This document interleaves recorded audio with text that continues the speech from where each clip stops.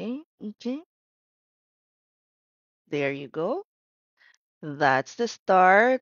Teka, meron ba mga pumapasok na hindi note taker?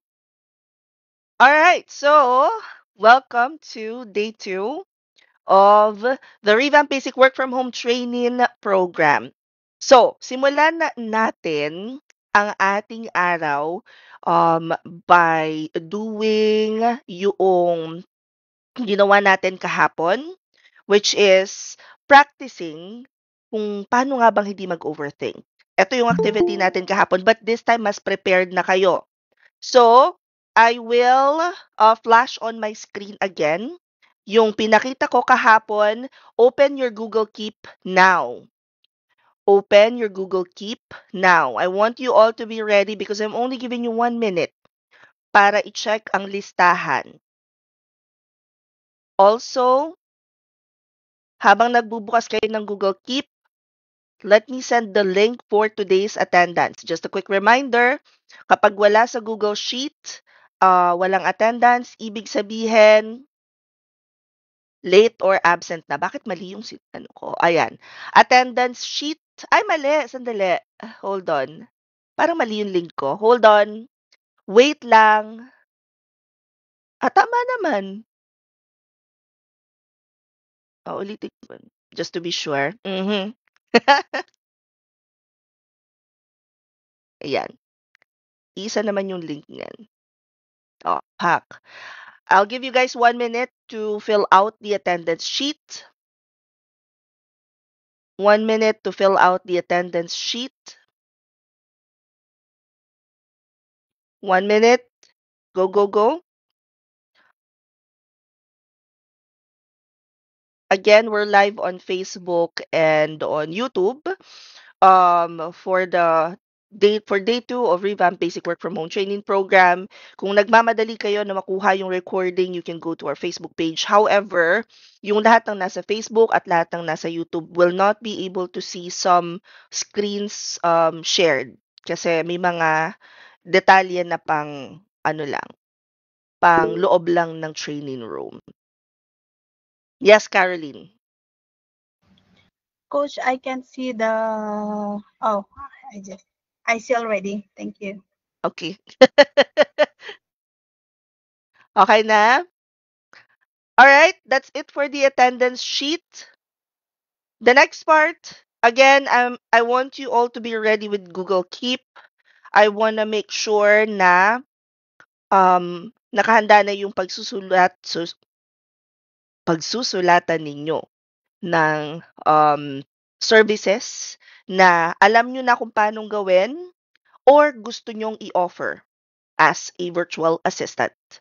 Let me go ahead and post it right now. Ready? 3, 2, 1, go. And as I mentioned yesterday, I want you to reflect on your personal motivations for pursuing freelancing as a career path. You might want to consider asking the following questions. Number 1, ano nga ba yung specific skills or expertise na meron na kayo? Na sa palagay ninyo is marketable as a freelancer. Pangalawa, ano nga ba yung short-term at long-term goals ninyo as a freelancer? And then, of course, what challenges do you anticipate encountering as you embark on your freelance journey, and how do you plan on addressing them? Last 13 seconds.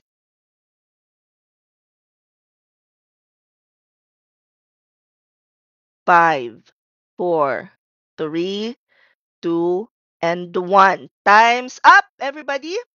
Goods, pa-thumbs up nga ako kung nakapagkape ang lahat dahil meron naman tayong 1 hour na, no? May ano, may 1 hour naman tayong lapse, ano ba yun? Bakante, vacant time ang tawag nung panahon ko.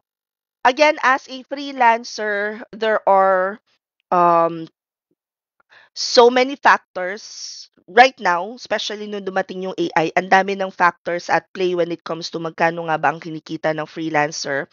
But it's not 6 to 7 figures per month na goal. I want you to always consider yourself, your health, ano yung priorities niyo sa buhay because at the end of the day, kung ang priority niyo is family, hindi yun magiging parang attainable kung ang focus niyo lang is kung magkano ang kinikita ninyo.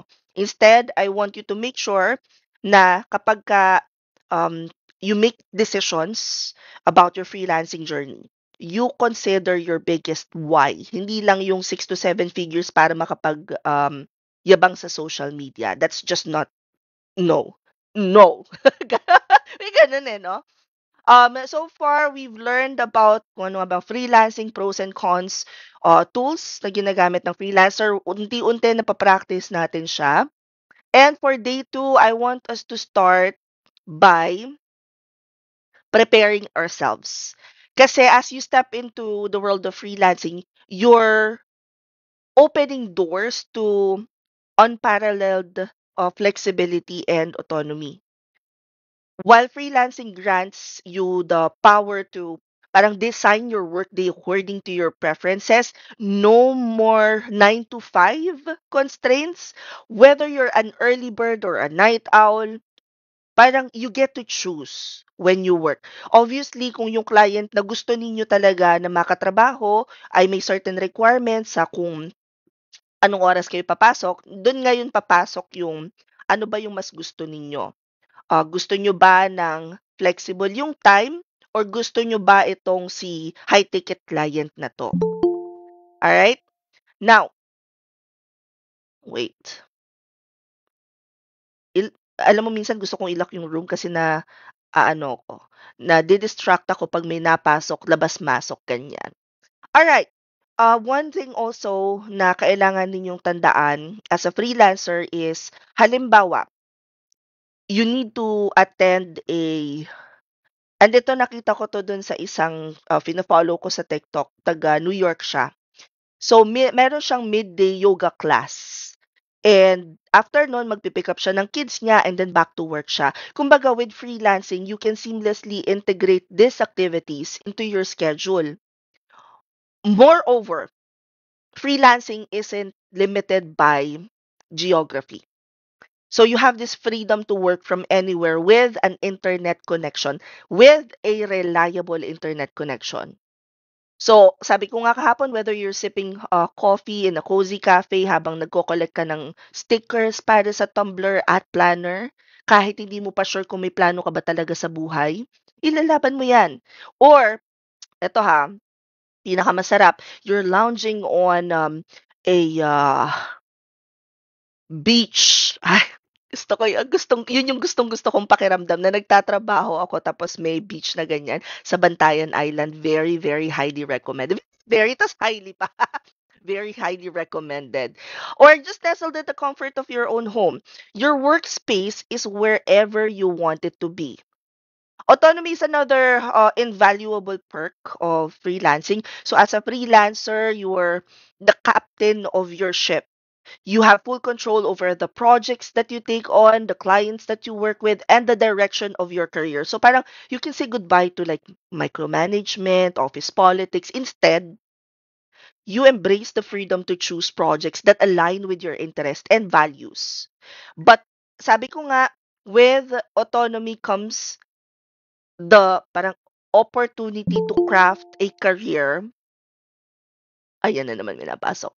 To craft a career that reflects who you are and what you're passionate about. Remember, with great freedom though comes great responsibilities. So while freelancing offers flexibility, autonomy, it also requires a whole lot of self-discipline and determination. That makes freelancing, parang lagi ko sinasabi na freelancing is not for everyone. Alright? Now, imagine this. I want you to picture yourself. Ako, ini-imagine ko to is like Bantayan Island with a personal learning network. Lagi kong inaano yon.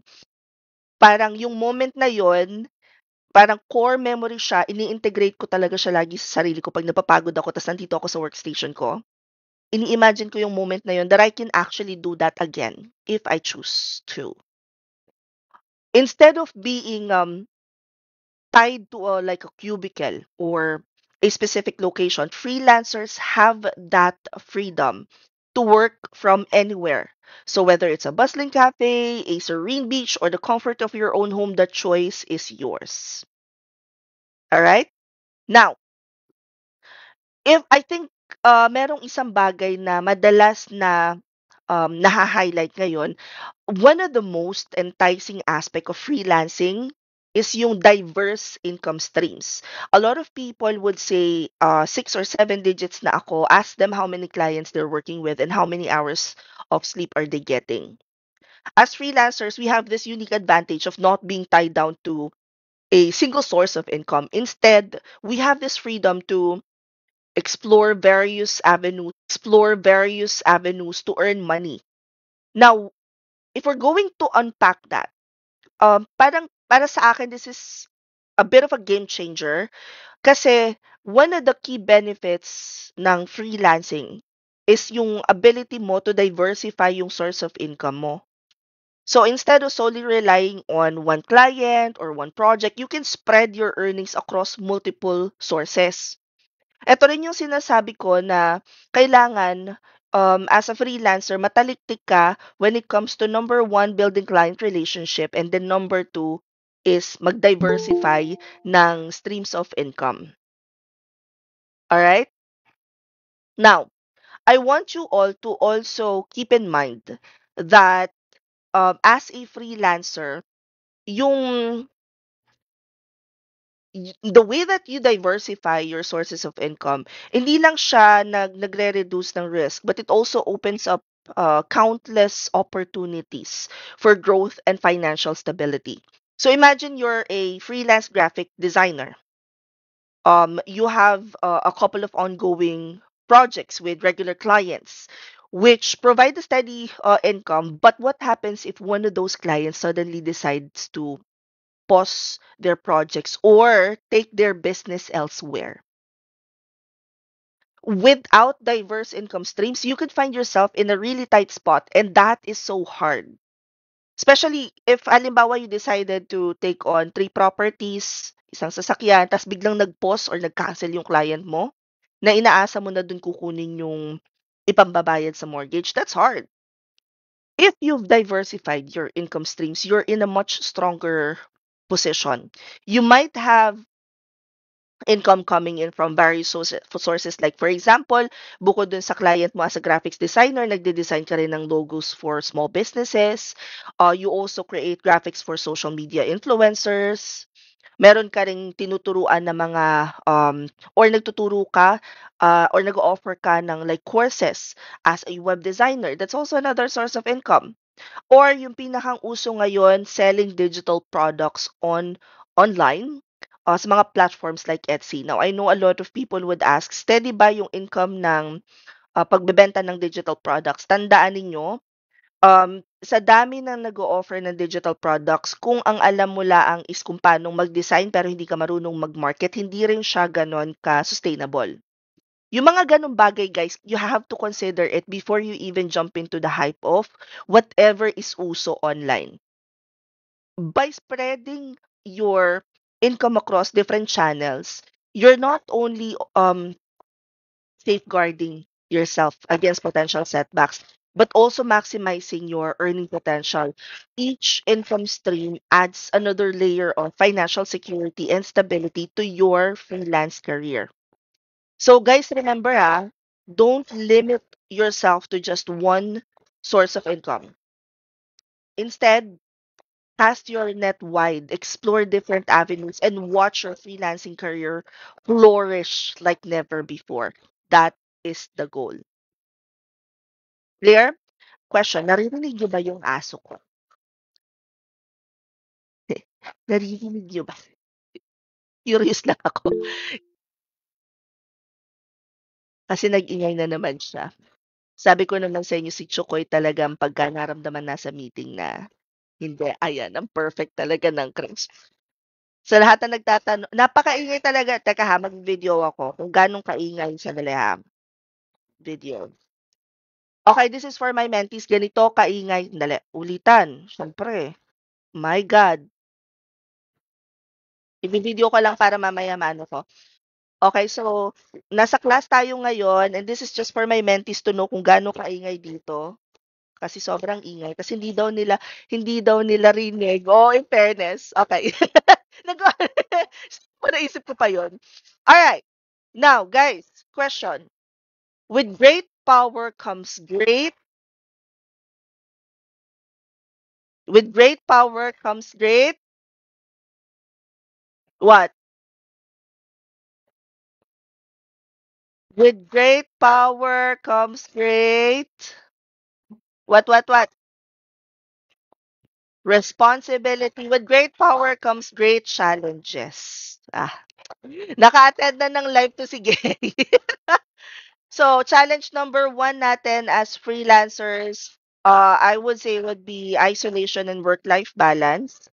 So, isolation can be a real struggle in the freelancing world kasi working from home or remotely often means spending long hours alone with limited face-to-face interactions. So, etong solitude na to can actually lead to feeling of loneliness or madalas disconnect. Um, and malaki yung impact niya when it comes to motivation and well-being.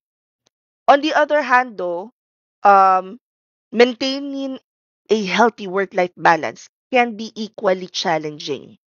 So, di ba when your office is just a few steps away from your living space, it's easy to um parang it's easy for boundaries to blur. A lot of freelancers find themselves working around the clock, unable to switch off and enjoy their personal time. So, eto yung mga lagi ko sinasabi na kailangan pagpapasok ka sa freelancing, aware ka din dito because ang nakikita lang natin sa social media ay highlighted reels. Hindi natin nakikita yung sa likod ng camera, ano ba nangyayari? Sa likod ba ng social media, masaya ba talaga sila? Now, how can we address these challenges and thrive in our freelancing careers? For starters, pagdating sa isolation, it's crucial na you actively, intentionally seek out opportunities for social interaction.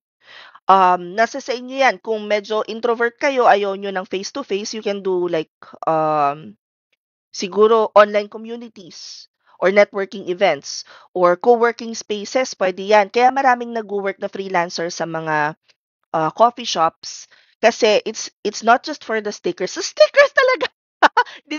Inaalala talaga. It's not just for the stickers. A lot of times, etong mga taong ito, kahit introvert sila, they love being surrounded by people para lang malibang sila and ma-refresh yung kanilang, ano to, ah, creative juice. Ayan. Also, guys, it's good to establish a routine that includes regular breaks. What I do is, again, na-mention ko, parang kahapon ko ba na-mention yun dito ba yun? So, 20, yung Pomodoro, pero medyo may twist yung sa akin. So, magta 25 minutes ako na work, na as in focus, 100%, talagang nandun. After nun, magwa-one game ako sa Mobile Legends. Tapos balik ulit sa work. So parang alam mo yung lumilipas yung oras, yung shift mo na talagang alam mong productive ka but at the same time hindi ka nakakaramdam ng ano to, ng pagod. For some reason, nagwo-work siya sa akin. So hahanapin niyo talaga what works best for you. So make sure also that you set clear boundaries between work and personal life kasi you have to at the end of the day, you need to be able to define specific work hours and stick to them as much as possible. Um, what you can do is like create a designated workspace na separate sa living area or kami nasa room pa yung ano namin, yung workstation namin, pero ano siya, meron bang boundary? Na hindi ako puwedeng tumawid dun sa may bandang kama. Hopefully, magkaroon ng budget para meron ng sariling studio and office, ganyan. Pero kung wala pa, okay din lang yun. Kaya lang ite-train mo talaga yung sarili mo na kapag nandito ka sa area na 'to, magwo-work ka. Kapagka andun ka sa kabila, tigil ang work. And then lastly, guys, don't forget to prioritize self-care. Make time for hobbies, exercise, and spending quality time with loved ones. Remember, a well rested and balanced freelancer is a more productive and fulfilled freelancer. All right? Challenge number two, inconsistent income and financial planning. Kapag may nagsabi sa inyo na hindi naman stable sa freelancing, ang sagot, ikaw. Sa'yo. Kasi ang sabi nila 'pag meron daw nagbato sa'yo ng negative vibes, ibalik mong ganyan. Ibalik natin. The only reason why some freelancers would complain na inconsistent yung income nila, and this is, I think, one of the most prevalent hurdles that freelancers face is yung roller coaster of inconsistent um, income or yung kinikita. Kasi sa simula, normal yan. It can be really quite unsettling, especially when bills are due or unexpected expenses arise. As freelancers, we often experience peaks and valleys in our income streams. Kailangan, I think you guys have to take note that it's crucial to embrace this reality and prepare accordingly. Here's the thing. During those peaks, it's tempting to indulge on spending, 11-11, mag-splurge on luxuries, bumili ng kotse, ng bahay. But remember, those valleys will come and having a financial cushion is essential for weathering them. This is where financial planning comes into play. Budgeting is your best friend in the freelancing world. Yung iba, hindi ako expert dito, but ang sabi nila is like track your expenses, prioritize needs over wants, allocate a portion of your income to savings. Yun yung mga typical na parang, um, dali lalabas si Pops. Nakakamera talaga ako. Dali, magpapatay ako ng camera guys because may dadaanan namang um, hindi. So, going back, this is where financial planning comes into play. Ang lagi ninyong tatandaan, kapagka kayo ay gumastos ng gumastos 'pag malaki yung kita, tapos wala pala kayong naiitabi kapagka emergency na, dun ngayon pumapasok yung problema. What I would recommend though, what worked for me, after kung ma-experience yung unang, valley ko, alam mo yung sobrang boom, ang dami, laki. Tas biglang boom kasunod na buwan, as in literal nag-ano kami, na-COVID kami ni Popski, so talagang hindi kami maka-work, wala. Guys, you might want to consider diversifying your income streams. Wag lang kayong mag-rely solely on one client or project. You have to start exploring different avenues such as passive income, multiple clients, or even part-time gigs to stabilize your earnings. And isa pang bagay na gusto ko sanang um, i-share with you pagdating sa income streams is wag niyong i-underestimate yung power of networking and continuous learning. When you start building strong relationships with clients, you stay updated sa industry trends, and you invest in enhancing your skills, the more versatile and valuable you become, the more opportunities will come knocking at your door. Remember na, while the journey may be challenging, it's also incredibly rewarding. So by addressing the challenges of inconsistent income, or alam mo yung hindi same ang pumapasok na pera sa'yo every week or every month, through effective financial planning and proactive measures, you can turn those peaks and valleys into a sustainable and fulfilling freelancing business. Challenge number three, self-motivation and discipline. Eto, very straightforward ako pagdating dito. This is not something that other people can teach you. This is something that should come from within. Walang sapat na libro o sapat na mentor na makakapag-trigger nito unless the person is really ready. Kasi self-motivation and discipline, 'di ba? ikaw yung ano, you are your own boss. Yan. Yan yung mga hook na ginagamit ng freelancers eh. Walang tumitingin sa'yo. Client ka lang talaga sumasagot. No one's peering over your shoulder. The only person that's setting deadlines for you is your client. Sounds liberating, di ba? It is. Pero it's a double-edged sword.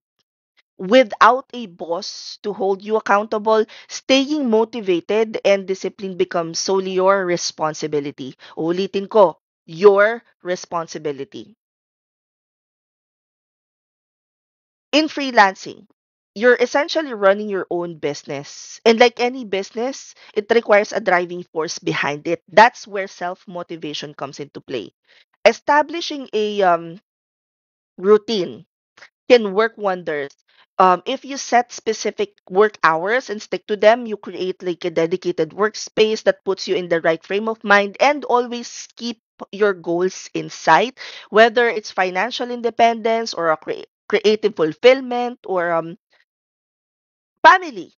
'Di ba? Remind yourself why you chose this path whenever motivation wanes. Kapag nahihirapan na, babalik lang sa saan? 'Pag nahihirapan na, babalik lang sa, "Junie, I missed you." Correct, Emily. Kapag nahihirapan ka na, babalik ka lang sa biggest why.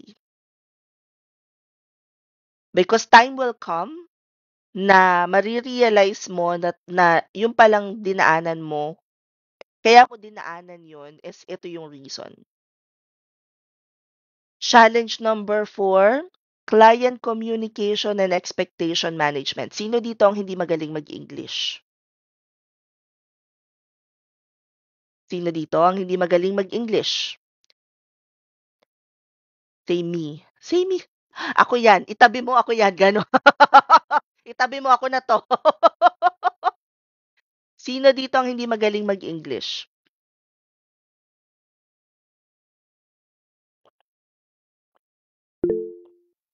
Yes, uminom po ng kape yung isa pang hindi magaling mag-English. Ako rin naman guys, hindi rin ako gano'n kagaling mag-English. Marami akong grammar lapses, ang pronunciation ko minsan sablay pa. However, I am able to, so far naman, for the past 15 plus years, nako-convey ko naman yung message kay client and that's what's important.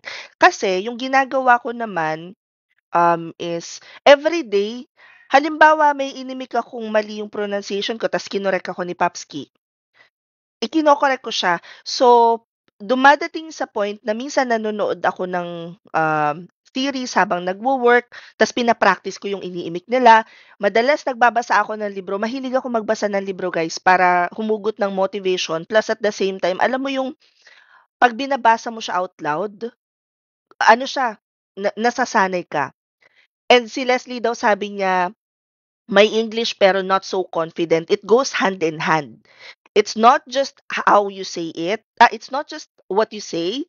It's not just the parang grammar, but how you say it. So when you practice, you have to practice ng ano to, yung hindi ka nahihiya. Simulan mo sa aso. Aso muna or pusa mo kausapin mo. Tapos pag medyo nanlalaban na yung English mo sa aso at pusa, punta ka na doon sa pamangkin mo. Yan. 'Pag medyo pumasa ka na dun sa pamangkin mo, kausapin mo na yung mga foreigners sa mga dating sites. Pero ang ilalagay sa profile ay, "Here to practice my English and confidence." Ay, ang ganda nung tip ko na yun, in fairness. Yes, yung kaibigan ko po na, English ano siya, online English teacher. So, nagtira ako nagsama kami sa bahay for a couple of months and yung kapatid niya si Aan, sabi mo naman, "Bakit di ka mag-download ng Tinder?" Sabi ko, "Anong gagawin ko sa Tinder? Wala, kakausapin mo lang sila." Ah, in fairness, Rovi Ann, hindi ko iimikin yung pangalan nung tsinika mo, but sila yung nag-reach out sa'kin na, ano 'to, they want me to promote them, pero, ano 'to, yung lack of budget. Ay, may intriga sa loob ng Google Meet. Yung lack of budget nila, alam ko kung magkano binayad nila dun sa ibang content creators. May tsismis na hindi puwedeng lumabas sa live, charot. Pero yes, free daw 'yan, 'yun. English teacher ako pero hindi masyadong marunong mag-English. Ah, hindi kasi Japanese ba ang students? Okay, sige. May tsismis sa loob ng Google Meet hindi namin puwedeng ano ito si Jobert sabi niya, freefortalk.com yung website na na-try ko magandang mag-practice. Guys, freefortalk.com hindi, ipo-post ko 'to sa ano, para at least may makuha man lang na tsismis yung mga nasa live. Eto daw guys, sandali, 'yan. Teka, i-post ko din sa YouTube. Is there. So guys, ano ha, when it comes to communicating with clients, bukod sa galing mo sa English or grammar mo, client communication and expectation management are two pillars and they're crucial for your success. Una sa lahat, um, let's say for example, makaland ka ng dream project mo. Pagkatapos, you find yourself lost in a maze of emails, calls, messages from your clients, kahit out ka na. Sounds familiar? It happens to the best of us. Pero wag kayong matakot ng gano'n. I think one factor na puwede ninyong practicein is effective client communication. It's all about setting the right tone from the get-go. You have to be clear, you have to be concise, and you have to be prompt in your responses. So kapag ka kayo ay in-interview, tinanong kayo, tell me your name and how do you wanna be called. Yung mga nai-interview ko, lalo na sa mock interview, ang tanong ko pa lang, please state your name and how do you wanna be called. Hi! My name is Mary Rose Lopez Ganson. You can call me Mary. I worked for 15 years sa Kineso. Ang haba, day. Tinatanong ko lang talaga ng pangalan, day. Let's practice. Ito yung sinasabi nila ha. Nakikita ko yung mga comment na kapag client ang kausap hindi naman ganyan kaarte, sa true naman. Sa true yun. Hindi maarte ang mga clients in a way na kapag client ang kausap ng freelancer, straight to the point tayo. Pero, hindi ibig sabihin nun wala na silang standard. Puwedeng kapag kausap nila kayo, okay, okay, ganyan. Pero at the end of the day, they would still choose yung kung sino yung mas best fit. Nakikita ko yung, mga videos na like natututunan ang technical skills through din. However, itong mga bagay na 'to kahit natututunan mo kung hindi naman tama yung iyong mindset, hindi pa rin mo rin, Tagalog na lang mali pa yung grammar ko, hindi mo pa rin siya mai-apply. So, it's all about client communication and expectation management is more than just speaking in English or speaking good English. It is all about being able to convey yung message in a way na maiintindihan nila. Remember, communication isn't just about talking. It's also about listening. So when you talk to clients, kapag may client na kayo, mina-manifest natin na magkaka-client kayo before ang bagong taon, you have to take time to understand your client's needs, concerns, vision for the project. Nangyayari guys, halimbawa ha, merong isang client, ang gusto niyang mangyari, SEO to, Juni. Nakwento ko na yata to before. SEO to, hinar niya kami. So sa team, ang hinire niya is appointment setter, PPC, and then SMM. Ang gusto niyang mangyari, mag-add ng SEO, pero may result na in 2 weeks. I'm like, no,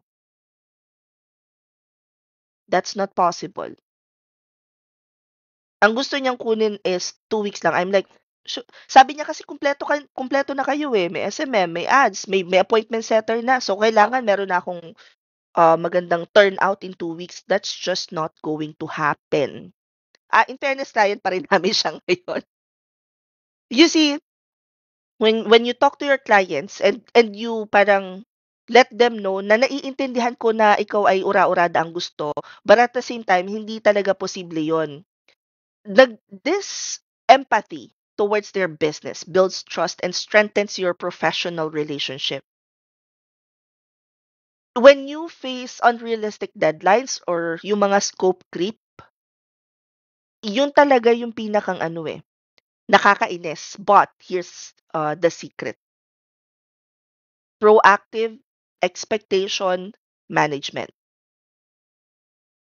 Tatandaan nyo yan ha, pag may client na kayo before ang end of 2024. You have to make sure that you set clear boundaries and establish realistic timelines and deliverables from the get-go. Alright? Yata yan yung magic yes. Ginawa niya kaming magician. Sabi ko, hindi po, virtual assistant po kami. Ganun.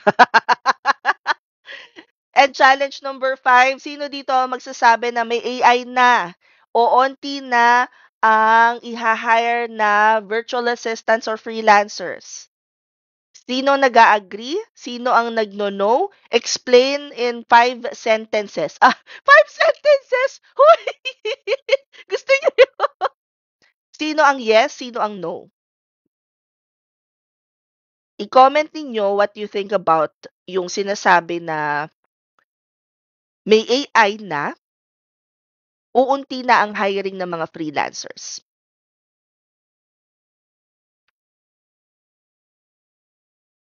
Uminom na naman ako ng kape na napakasarap. Wala pa akong ano. AI can help but can't replace people. Bakit? Anong wala ang AI? Anong wala ang AI? Heart. Sa true. Halimbawa, naggawa ka ng ano, content. 'Di ba meron akong nag-viral na video na create ano 'to, 1 month's worth of content in under 20 minutes? Yung prompt nun is very basic at hindi dun kasama ang competitor research, hindi kasama ang audience check, and at the end of the day, hindi tatakbo ang AI nang walang nagko-command. Sa tingin niyo ba yung mga clients na yan, may oras pa silang mag-aral ng mga prompts? O pagkatapos, let's just say na meron tayong client na may oras na mag-ano ng prompt, kaya ba nilang maging updated sa paano nga ba hindi magtunog AI ang isang AI? Alam nyo ba, nakitang-kita kagad ng mga recruitment manager kapag ang cover letter mo at saka ang resume mo ay ginawa sa AI? Kita ng mga platforms like online jobs, Upwork, kapag ginawa mo ang profile mo using AI. It's a no.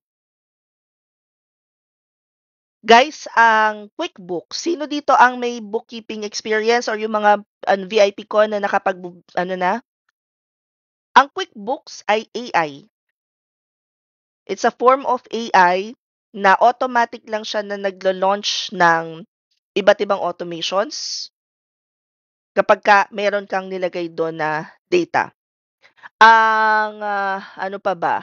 Grammarly is AI. Hindi pa man pumuputok ang balita ng AI, marami ng AI, hindi lang natin nare-recognize na gano'n 'yun. Halimbawa, QuickBooks. Kahit nagka-QuickBooks naman, hindi naman yung mga client ang naglalagay ng information ng data nila sa QuickBooks, kailangan pa rin nila ng bookkeeper, 'di ba? Gaman namang automatic mag-check ng bank transaction yung ano, QuickBooks, maloka ka. 'Di ba, kailangan pa rin ng tao. Ngayon, ang takot lang na mapalitan ng AI ay yung mga tao na very basic ang skill set. So ano ngayon ang pwede nating solusyon sa technology challenges? Kailangan hindi putyu-putyu. Bawal ang putyu-putyu. Kailangan sumasabay ka. Sumasabay ka sa technology. Hindi pwede na yung nalalaman ko nung 2013, yun pa rin yung alam ko ngayon. Cannot be, borrow one. While technology challenges and security concerns may seem daunting, they are not insurmountable. With the right tools, the right person, the right knowledge, and vigilance, you can navigate these obstacles and thrive as a freelancer, even in today's age. Goods? Okay. Now, let's talk about first things first, bago tayo mag-aral ng kung anik-anik at bago niyo makilala yung ibang mga mentors, starting tomorrow. So tomorrow is Web Design Day 1. After that is SMM, I believe. And then after that is Web Design Day 2. Bago niyo makilala yung mga mentors, gusto ko munang alam ninyo sa sarili ninyo kung ano yung learning style ninyo.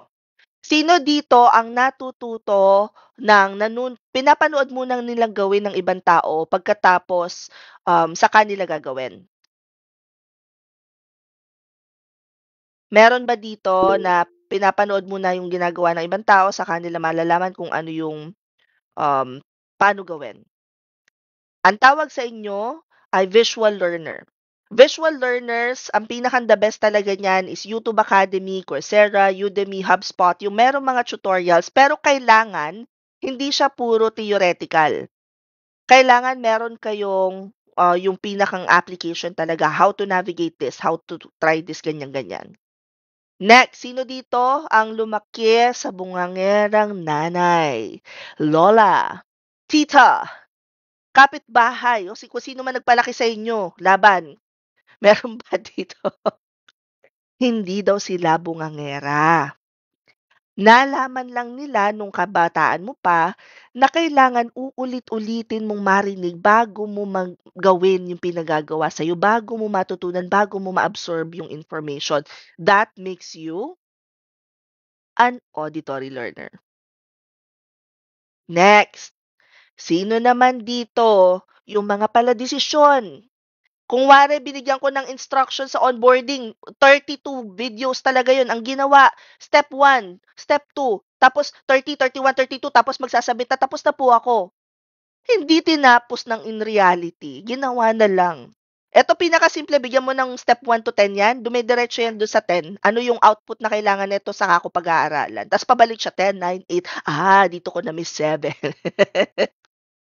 Ang tawag naman sa atin, sa mga paladesisyon is kinesthetic tactile learners. Now, you guys can also check kung ano talaga ang inyong learning style. Let me send the link here. I-check nyo na lang sa chat box. And you can take that later on.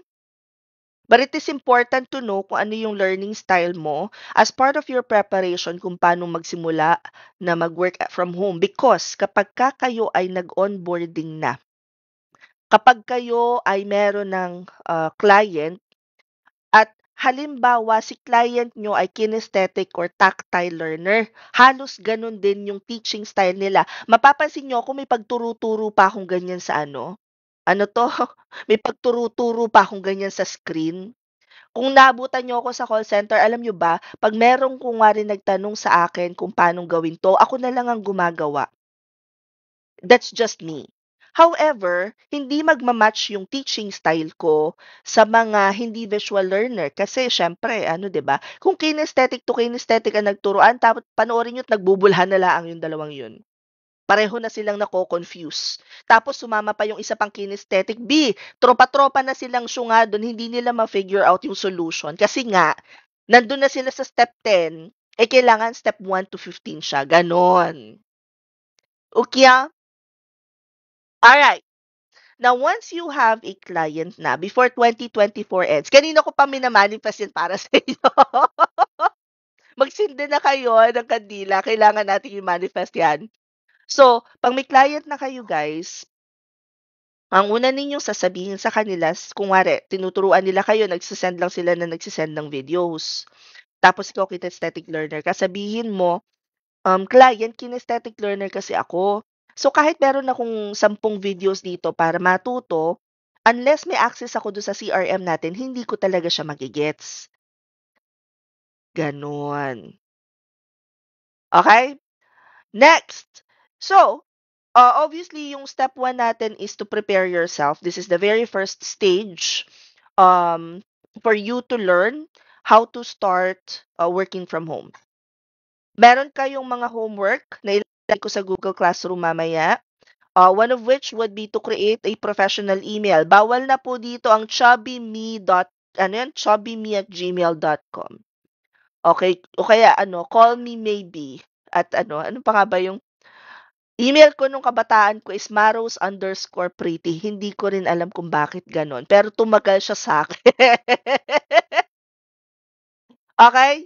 You will also have a Canva activity na magki-create kayo ng professional email. Homework na lang 'to.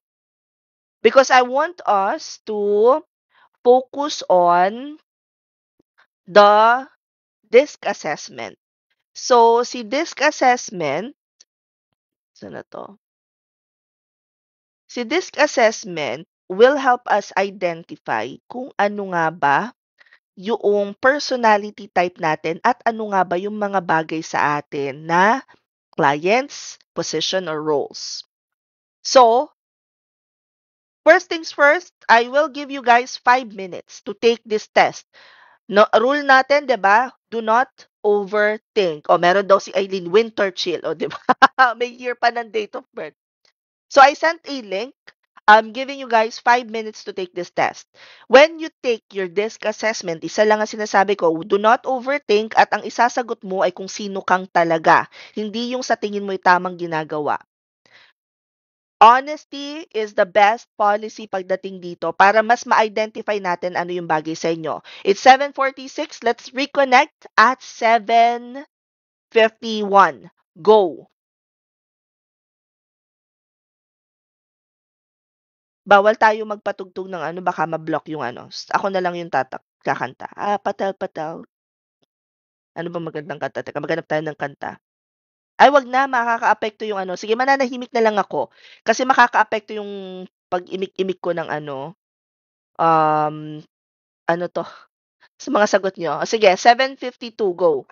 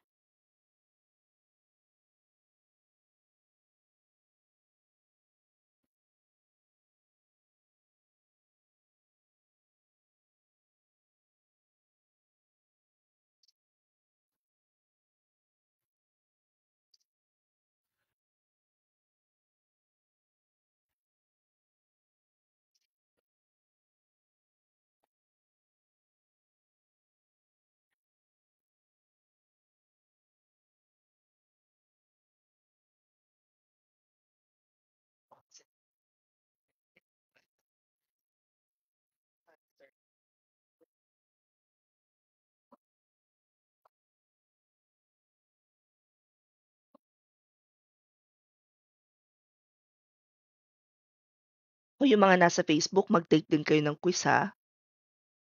Lee, nakita ko nga pala yung message mo sa chat box. Mag-email ka sa support kung wala ka pang ano, Tuesday na ngayon. Pero baka naman bukas pa sila magse-send ng invite. Huwag nating madali ng ano, admin. Admin, kung nakikinig ka sa recording na 'to, wala pa daw si Eileen invite para sa SMM. At para dun sa mga nanonood ng live, guys, last hura, last class of social media management this year. Tinatawagan ko po ang atensyon ng lahat ng gustong mag-enroll sa social media natin, social media marketing and management class, last class of the year. Last class of the year. Isa-send ko pala yung link dito, sandali.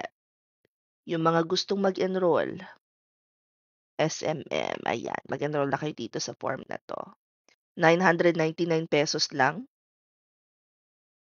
May kasama na siyang internship At ang kaya ko lang ipangako sa inyo guys, ito ang pinaka-juicy. Puwedeng may mas magaling na mga SMM diyan, pero ito talaga pinaka-juicy. Ito ang pinaka-juicy sa lahat, gano'n.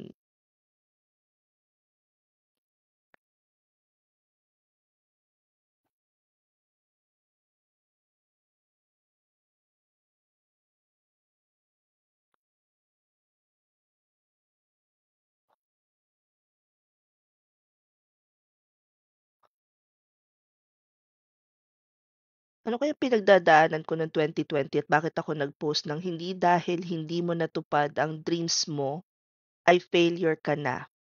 May mga tao, bagay, pangyayari at pagharap lang talagang hindi nakalaan para sa'yo. Okay, noted. I-share ko siya sa Facebook. Gusto i-share ko din sa page. Teka, sandali. I-share ko siya sa page para makita niyo yung mga binabasa ko habang nag-a-activity kayo. Ayan. Oh, nung 2019 naglalaro pa ako ng ano, COD mobile.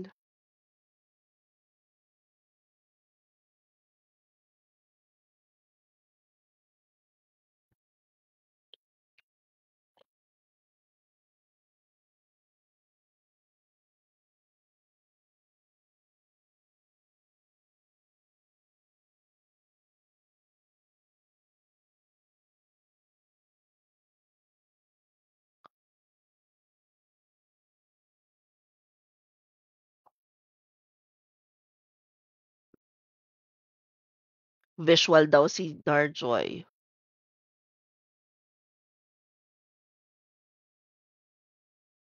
Chumichika talaga ako sa Facebook habang nag-a-activity kayo. Last 1 minute guys, last 1 minute.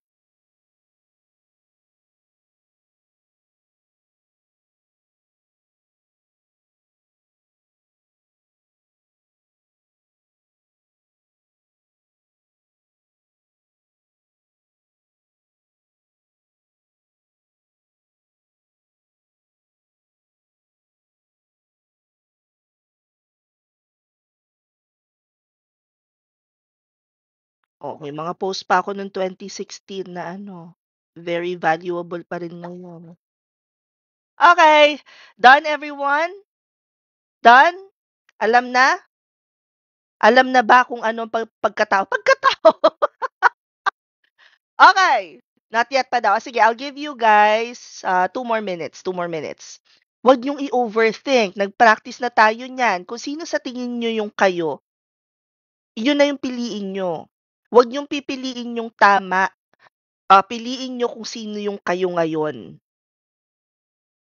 Oh, last 2 minutes ha. 3 minutes, sige na. 3 minutes.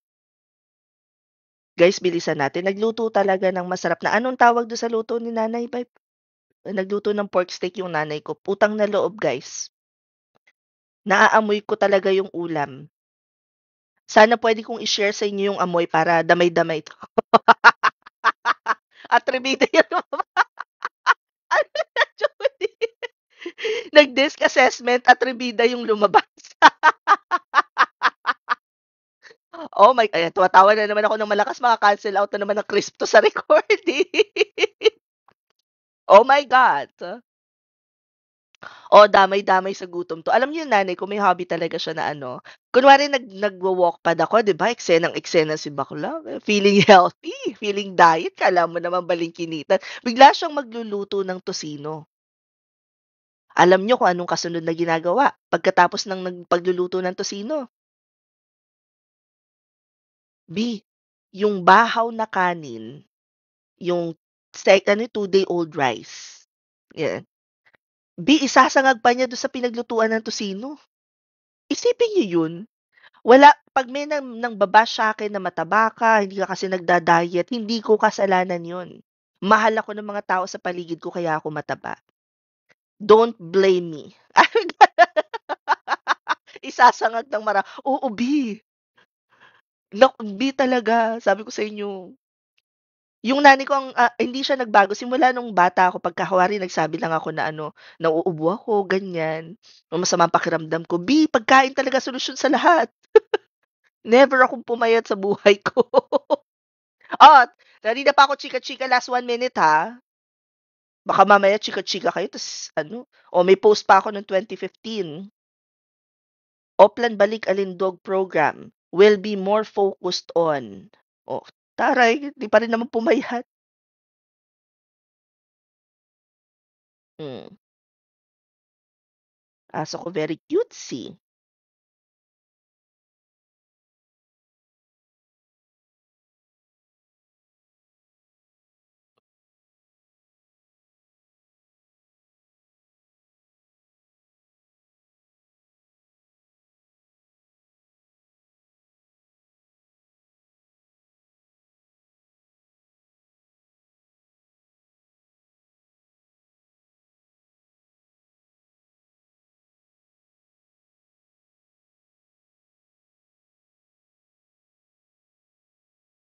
Tapos na ba?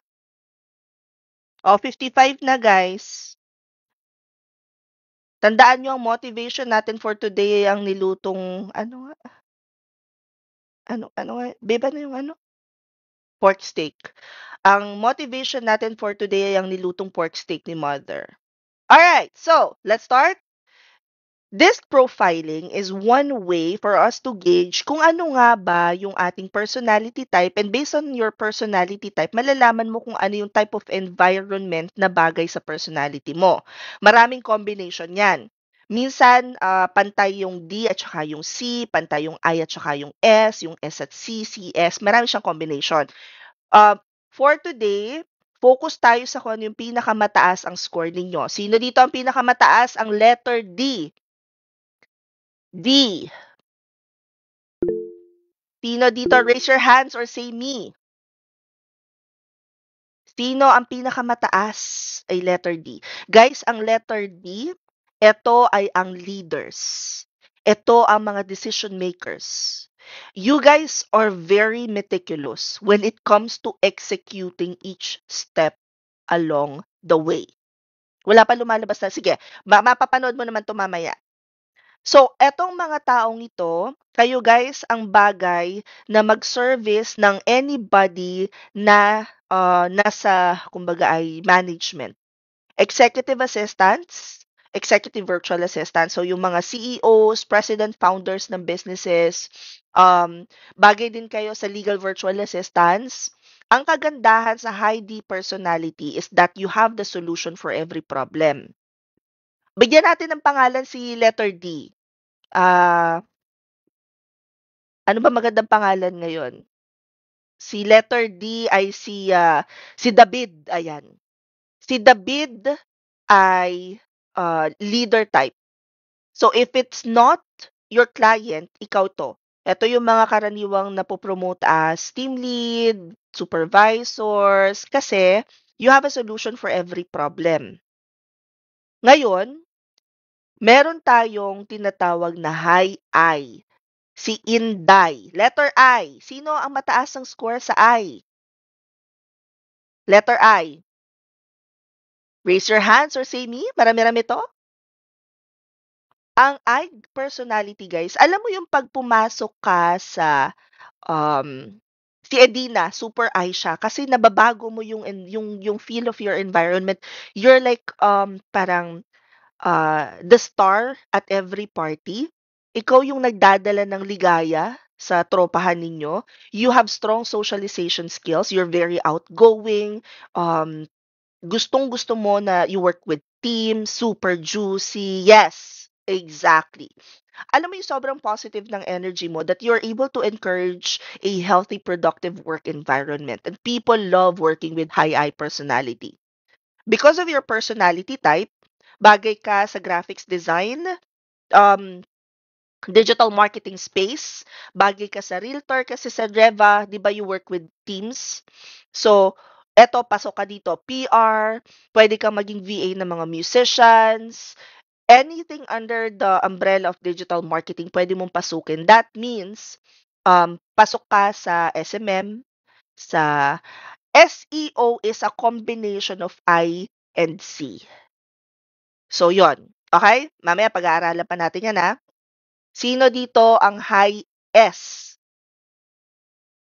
S. Ang mga high S personality, eto yung mga judger. Hindi siya bad, ano siya, compliment siya actually. S ay yung pagpasok mo, halimbawa, inakit ka ni David at ni Inday, pumunta kayo sa party.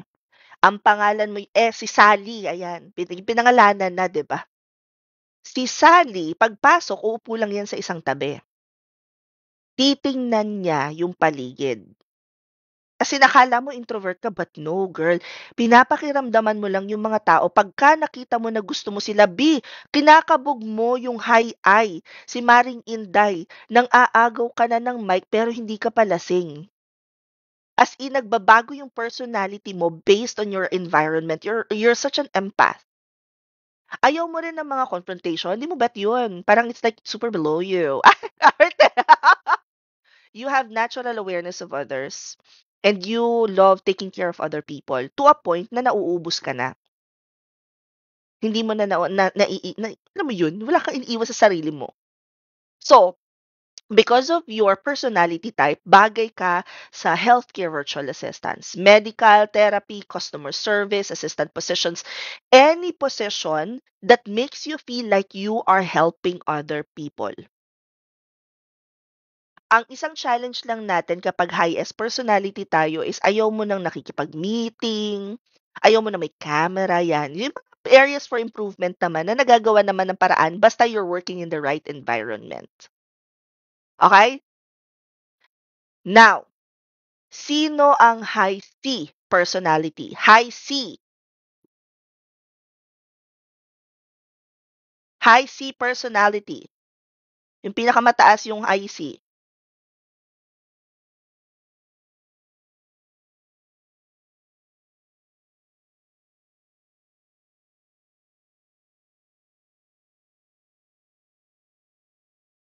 High C.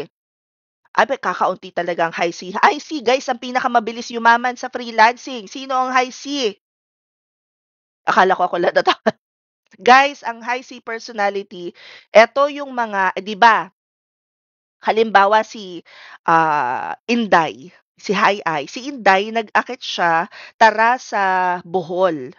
Ang sagot lang ni David, sige, kailan? Okay, booking. Tapos si High S sasabihin niya, sino kasama? Tayo lang ba? Ayan, 'di ba? So ngayon, itong si High C, bago pa 'yan mag-ano, so pagdating natin sa Bohol, balita ko, mahina signal do'n ng ganito. Anong mga araw tayo pupunta kasi may meeting ako ng ganito. So what if walang internet do'n sa hotel natin, meron ba tayong alternative approach para sa sure na meron akong ano? Ano yung backup natin 'pag ano? Mag-stay ba tayo sa ano yung lugar dun, Panglao o sa Tagbilaran? Gano'n. Talagang ano siya, yung mga high C. Eto yung mga tao na very meticulous when it comes to planning, analytical. Kung si David, si Heidi ay may solution for every problem, high C people have a problem for every solution, and that's not a bad thing because you guys are the best analyst. At dahil nga analyst kayo, lahat ng mga posisyon, lahat ng roles na matataas ang sahod, sinasakop ninyo. Nauubusan na po kami. Opo. Yes, opo. So, kung kayo ay high C personality, try data analyst, try web development, try system administrator. Kung ano yung system administrator, try nyo mag-research about Salesforce, go high level, um, investment analyst. Pwedeng-pwede rin kayo syempre yung Tagalog ko maririnig grammar. Pwede kayo sa bookkeeping because yung attention to detail ninyo is like laser focus kayo sa mga bagay na ginagawa ninyo. Ni animong yung period. Sakop na sakop nyo yan. Alright. Now, guys, I will give you 5 minutes, 6 minutes. Extend tayo konti, okay lang? Carry lang? Konti-konti lang, guys. Konti-konti lang. Carry, okay, sige. Wala pang nag-agree, pero okay, sige. Nalilibang ako pag ito yung dinidiscuss ko. Kasi, alam nyo guys, pagka ako halimbawa, nakaramdam ako ng lungkot sa isang client, binabalikan ko tong listahan na to kasi, ano nga ba, what's missing? Bakit hindi ako happy sa ginagawa ko? So, on your Google Keep, I want you to write down ano yung ideal work type ninyo. Work environment. Gusto niyo ba flexible time? Gusto niyo ba graveyard shift? Morning shift? Ayaw niyo nang make calls? In a perfect world, imagine being a freelancer now. Ano yung gusto ninyong ideal nyo na araw? Sino yung sinoservice nyo na clients? I'll give you guys 2 minutes to write that down. Ano yung mga ano to mga deal breaker ninyo when it comes to finding clients?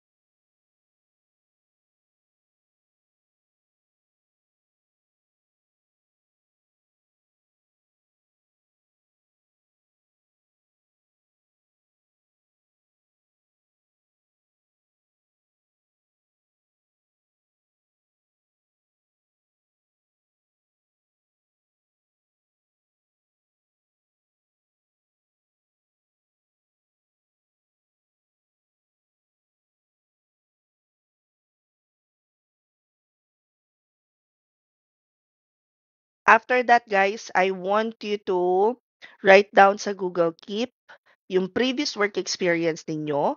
However, I just want you to take note of yung title ninyo sa work at kung ano yung ginagawa ninyo and anong industry. For example, customer support for a telco account, BPO. For example, another example would be administrative assistant, government agency, accounting. Mga ganon.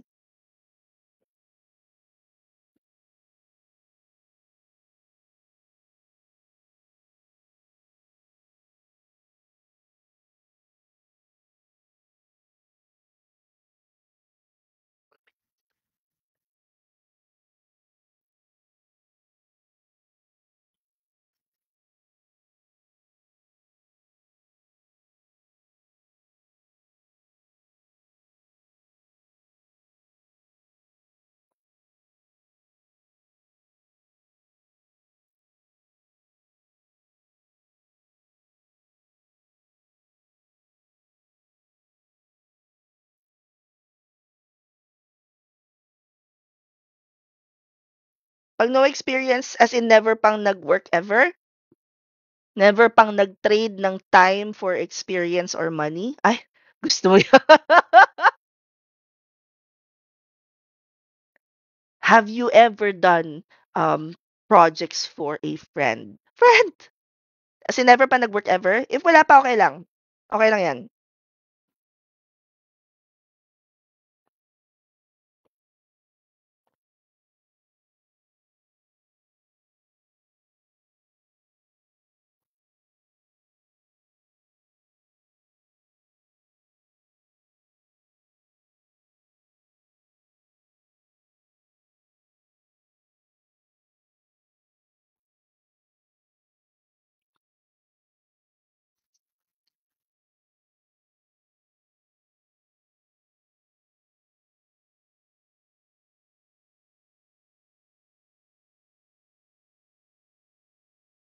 And then after nun, guys, isulat nyo lang yung disk result nyo.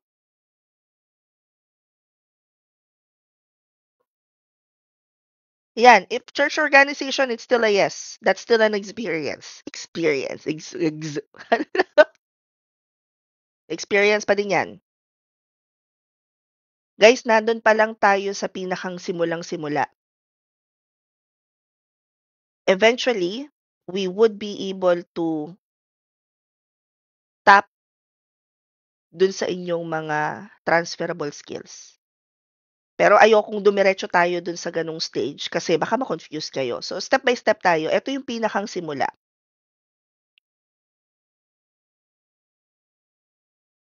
Ngayon, guys, if you will look at your Google Keep, makikita nyo na nandun na yung parang magiging guide ninyo sa kung saan kayo magsisimula.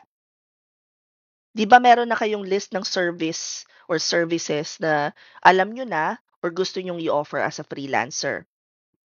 And then nandito na rin 'to. So, basahin niyo siya ng basahin hanggang sa ma-figure out ninyo eventually na, okay, oo, bagay ako dito. Alright? Now, ano nga ba yung mga essential tools na ginagamit ng isang freelancer? Pinakamabilis na sagot, eto, naka-flash sa screen ninyo. Mga bagay na kailangan niyong pag-aralan is Google Workspace, Task Management App, Document Editor, Video Editor, Photo Editor, Communication Tools, and importante, Calendar.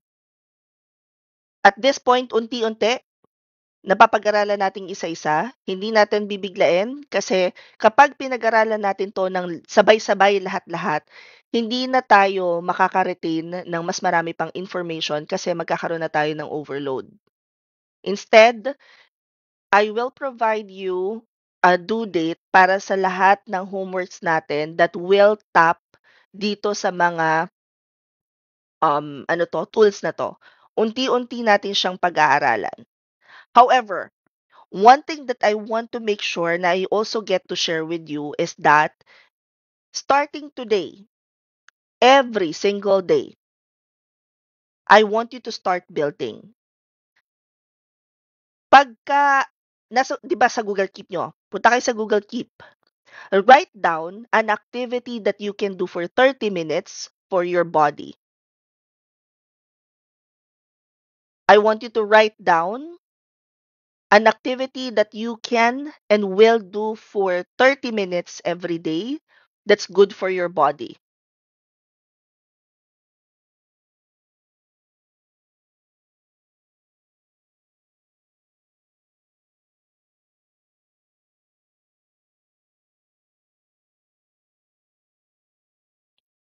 Eating.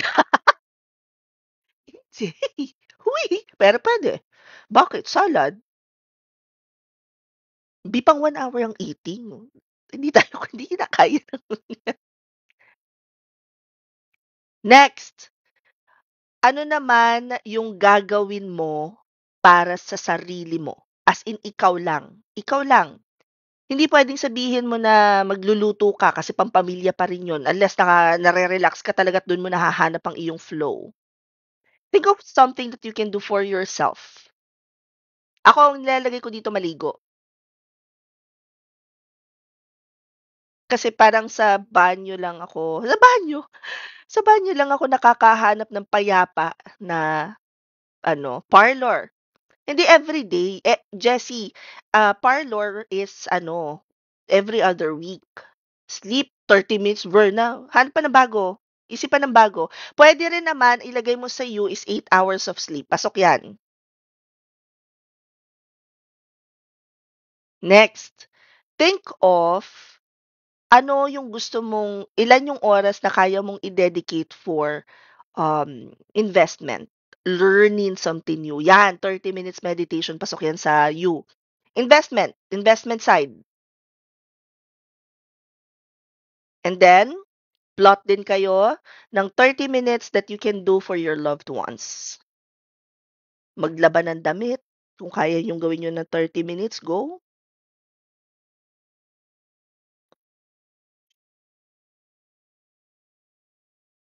And last but definitely not the least, think of something that you can do for 30 minutes for self-development. Dito nilalagay ko is magbasa ng libro eh.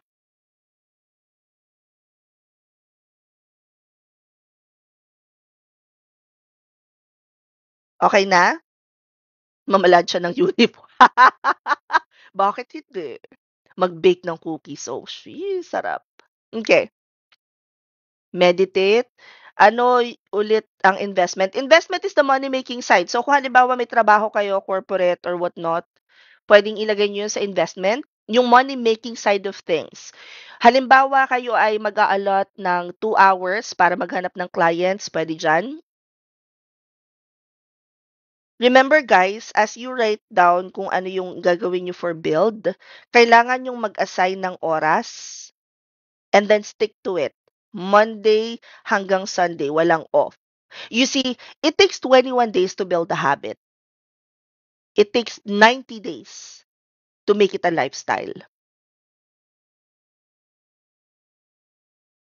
And at the end of the day, nandito na rin lang naman kayo eh. 'Di ba? Sabi ko nga, nandito na kayo, nasimulan nyo na everyday 6 to 8 p.m. nakaalot sa learning, ituloy nyo na.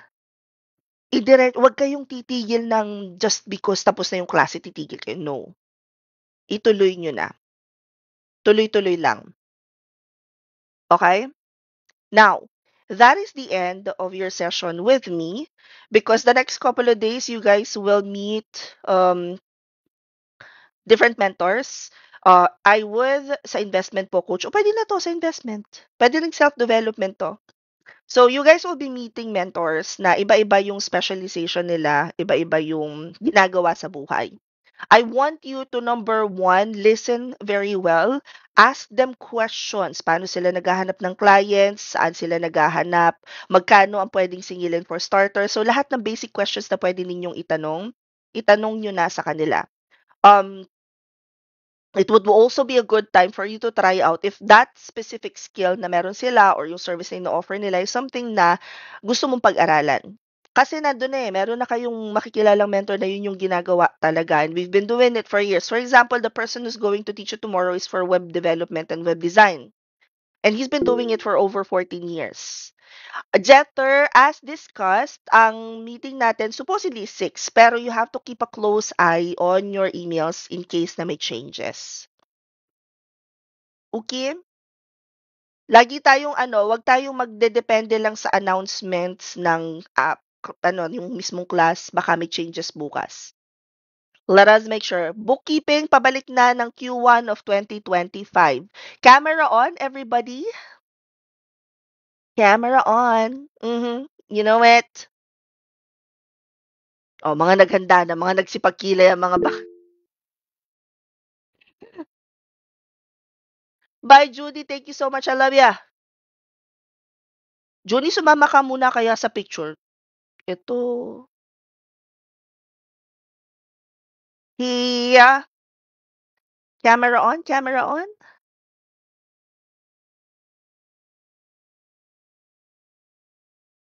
Camera on. Sinasabi ko sa inyo, pagka nag-attendance kayo, tapos wala kayo dito sa picture natin, ha? Oh, si Lisa lumaanggit. Kita ko yung baka. Hello from Bantayan, Cebu. Oh my God. I miss Bantayan. No, we will stay strong. Hindi tayo magbubuk. Maganda sa Bantayan. True. Okay, wait. Camera on, camera on. 3, 2. Oy, usapan natin unang ngiti, walang ngipin. 3, 2, 1. Okay, next picture, may ngipin na po. 3, 2, 1. Okay. And then, one by one, whole body, pakitayo po ang lahat. Seryoso na po to, tatayo na po tayong lahat. Si Eliza talaga, iiwan niya talaga yung headset niya. Pareho kami ng headset ni Eliza. Ginamit mo ba yung code ko, B? Dapat ginamit mo yung Lazada ko. Ah, perfect nun. I love it. Pareho kami ng headset. Love it. 3, 2, 1. Alright, thank you so much everyone for joining today's session. I appreciate you. I'll see you all guys tomorrow. Pagka available ako, mag-join ako. But if not, guys will meet Ali. And I think magla-live din siya. So, it's exciting. Thank you. Bye!